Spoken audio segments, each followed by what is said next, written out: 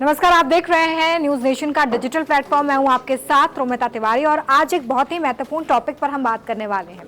दरअसल राहुल गांधी की तरफ से 2 सीटों पर जीत दर्ज की गई थी, जिसमें रायबरेली और वायनाड थे। लेकिन राहुल गांधी की तरफ से एक बड़ा फैसला लिया गया है, जिसमें उन्होंने वायनाड सीट को छोड़ दिया है और रायबरेली से सांसद रहना उन्होंने इस बात का ऐलान कर दिया है। अब सबसे बड़ी बात यह है कि इसके पीछे की रणनीति क्या है, आखिर क्यों राहुल गांधी ने रायबरेली सीट को चुना है और वायनाड सीट को छोड़ दिया है। ये समझने के लिए कुछ पीछे आपको जाना होगा और ये देखना होगा कि आखिर यहाँ पर जो सियासी समीकरण है वो क्या है।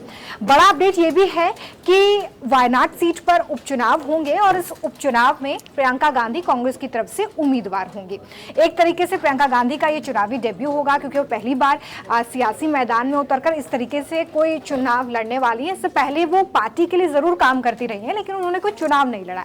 अब ये समझिए कि जो सीट रायबरेली है वो राहुल गांधी ने क्यों चुनी है। इसको लेकर मल्लिकार्जुन खड़गे की तरफ से भी जानकारी दी गई।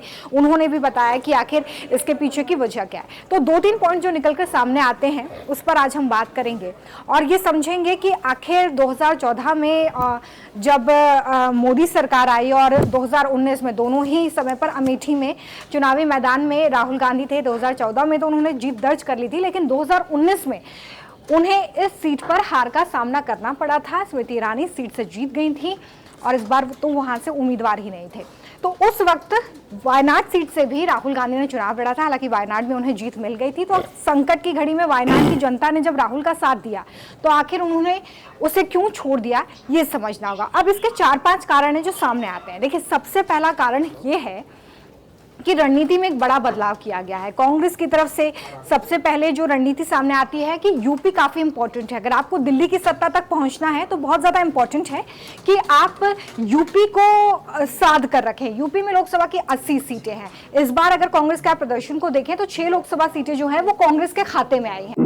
हालांकि समाजवादी पार्टी के साथ मिलकर चुनाव लड़ा था कांग्रेस ने यहाँ पे, और 37 सीटें जो हैं वो समाजवादी पार्टी के खेमे में गई। लेकिन बीजेपी को बड़ा झटका ये लगा यहाँ पर कि यहाँ पर बीजेपी की तरफ से 80 में से जो 62 सीटें जब इससे पहले चुनाव हुआ दर्ज की थी, इस बार सिर्फ 33 सीटें आई। तो इसके पीछे अब मंथन हो रहा है, लेकिन कांग्रेस के लिए संजीवनी। और इस बार वो ये सोच रहे हैं कि अगर यही चुनावी समीकरण रहता है और यहीं पर वोटर्स उनके साथ हैं तो क्यों ना उन वोटर्स को साधा जाए। यूपी में अगर अच्छी जीत मिलती है, अच्छे परिणाम होते हैं, तो फिर जाहिर तौर पर यहाँ ये समझना होगा कि बिहार पर भी इसका असर होगा, क्योंकि कांग्रेस आरजेडी के साथ बिहार में भी चुनाव लड़ी है और वहां पर भी अच्छा प्रदर्शन जो है वो किया गया है। अब इसके अलावा जो बड़ा पॉइंट है वो ये है कि जो हिंदी पट्टी के राज्य हैं, वहां तो हम देख रहे हैं कि जो बीजेपी की पकड़ है वो काफी मजबूत है।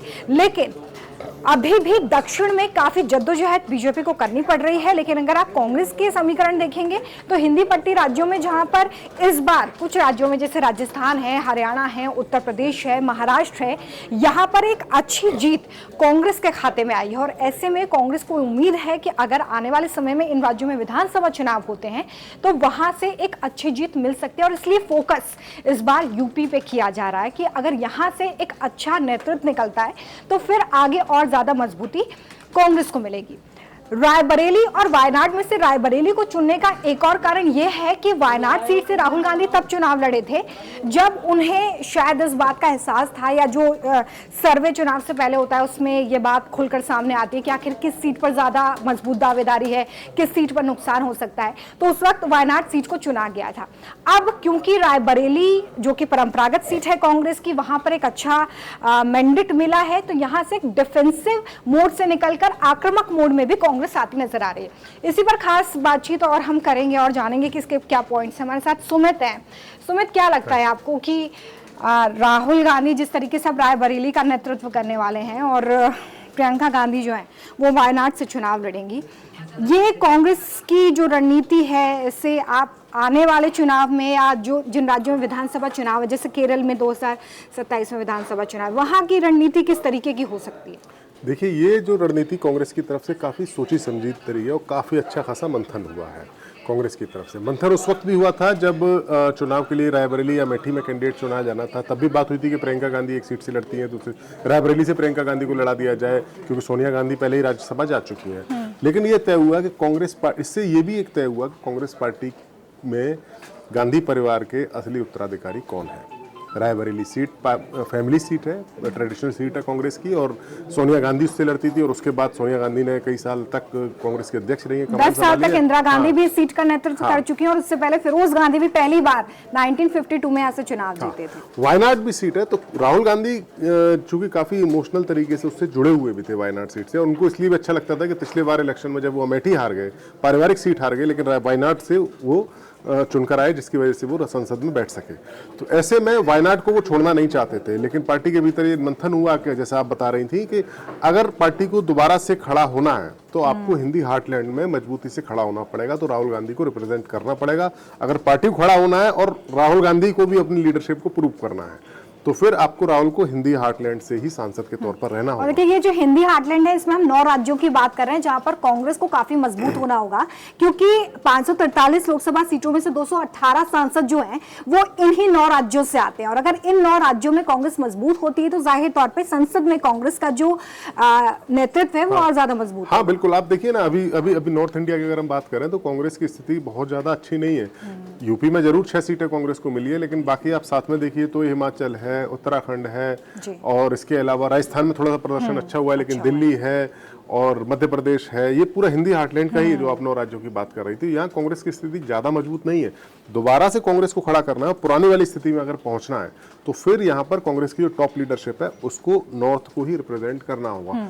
दूसरी बात यह है कि साउथ को कांग्रेस हल्के में नहीं ले रही है, क्योंकि साउथ में भी वो इलाका है जहां से कांग्रेस को मुश्किल के वक्त में सीटें मिली हैं। 14 सीटें केरल से, और पिछली बार भी केरल और तमिलनाडु से ही कांग्रेस की सीटें आई थी और पंजाब से आई थी, जो कांग्रेस 52 सीटों पर पहुंची थी, और उससे पहले जब 44 सीटें मिली थी 2014। अच्छा, तो ऐसा हो सकता है कि राहुल गांधी इस बात को लेकर आश्वस्त हों कि जब लोकसभा चुनाव में वायनाड से इतना अच्छा समर्थन जनता का मिला है उन्हें, तो जाहिर तौर पर अगर वहां से प्रियंका गांधी को कमान सौंपी जाती है, वो जीत दर्ज करती है, तो आगे विधानसभा चुनाव की तैयारियों में भी धार मिलेगी। हाँ बिल्कुल धार मिलेगी। और केरल देखिए, केरल एक ऐसा राज्य है जहां पर एक बार यूडीएफ यानी यूनाइटेड डेमोक्रेटिक फ्रंट जो कांग्रेस लीड करती है, और एक बार एलडीएफ जैसे लेफ्ट पार्टीज लीड करती है।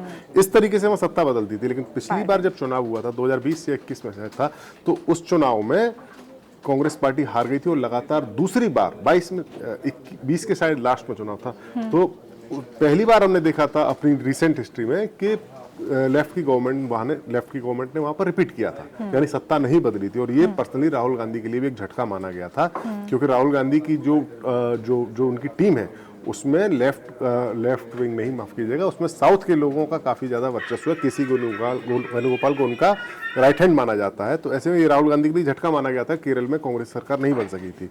इस बार फिर जब चुनाव होंगे तो उसमें अगर गांधी फैमिली का कोई सदस्य वहां से राज्यसभा का सदस्य, लोकसभा का सदस्य है केरल से, तो फिर ये कांग्रेस के लिए अपने आप को एक अच्छे रूप में प्रोजेक्ट करने के लिए काफी ज्यादा सहयोग इसका रहेगा।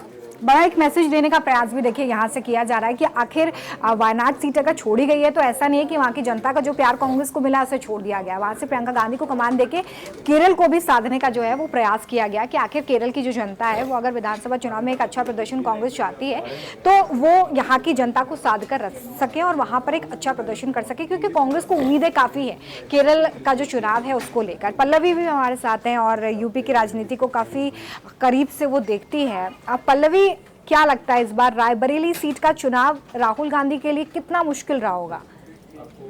रायबरेली के चुनाव की अगर बात करें, देखिए सबसे पहले तो हमें ये समझना होगा कि उनके प्रचार के लिए खुद उनकी माता सोनिया गांधी वहाँ पर पहुँची थी और उन्होंने ये साफ तौर पर कहा था कि मेरा बेटा मैं आपको सौंप रही हूँ। तो ये तो उसी समय साफ हो गया था कि अगर रायबरेली की सीट राहुल गांधी जीतते हैं तो कहीं ना कहीं, क्योंकि भावनात्मक रूप से लगाव है उनका वहाँ पर, और हर प्रचार में उन्होंने अपने इतिहास से लेकर अपने रिश्तों के बारे में बार बार रायबरेली के लोगों से यही बात की थी। तो ये तो साफ हो गया था कि अगर वायनाड और रायबरेली में से अगर किसी एक को चुनना पड़ेगा तो राहुल गांधी रायबरेली को ही चुनेंगे, क्योंकि अपना बेटा सौंपने के बाद खुद सोनिया गांधी वहां पर करके चली गई थी। फायदा कितना होगा इसका? फायदा, क्योंकि अब अगर हम देखें तो यूपी में भी कुछ समय बाद विधानसभा चुनाव होने, और सबसे बड़ी बात यह है कि जिस तरीके का प्रदर्शन लोकसभा चुनाव में बड़े लंबे समय के बाद कांग्रेस पार्टी ने किया है यूपी में, उसके बाद अब ये बेहद ज़रूरी हो जाता था कि यूपी की राजनीति को फिर से होल्ड करना कांग्रेस सीख ले, क्योंकि अभी उतनी मजबूत नहीं हुई है।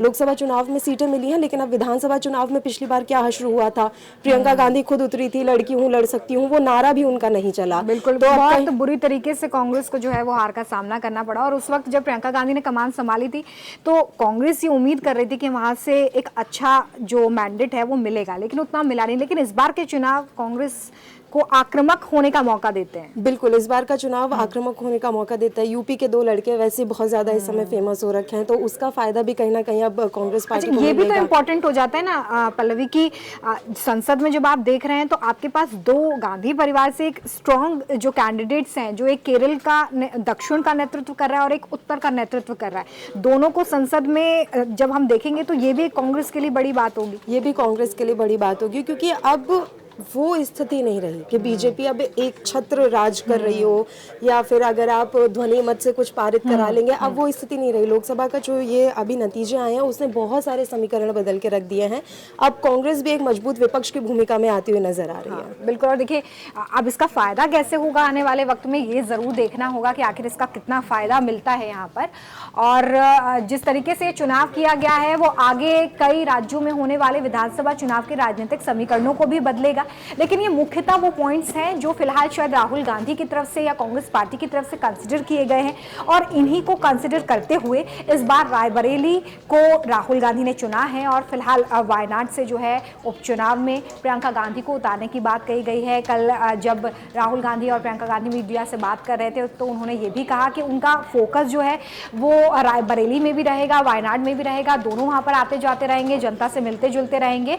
और एक तरीके से राहुल गांधी ने कहा कि इस सीट से तो 2-2 सांसद जो हैं वो लोगों को मिलने जा रहे हैं, तो ऐसे में रायबरेली और वायनाड की जनता का अच्छे से ख्याल रखने वाले हैं दोनों मिलकर। लेकिन ये जरूर समझना होगा कि रणनीति में जो कांग्रेस ने बदलाव किया है, जो एक समीकरण बदला है, उसके पीछे एक अच्छी खासी प्लानिंग है, ये ऐसे ही नहीं हुआ है। और क्योंकि यूपी जहां पर 80 लोकसभा सीटें हैं, माना जाता है कि जो यूपी में मजबूत होता है वो दिल्ली पर राज करता है। इससे पहले जब यूपीए को हार का सामना करना पड़ा था तो धीरे धीरे उनकी यूपी और बिहार में ही पहले जो सीट्स हैं वो कम होना शुरू हुई थी, और उसके बाद देश के अलग अलग राज्यों में भी इसी तरीके की स्थिति कांग्रेस के लिए पैदा होती चली गई, जिसके बाद यूपीए सत्ता से बेदखल हुई थी और अब लगातार कोशिश कर रही है अपने आप को मजबूत करने की।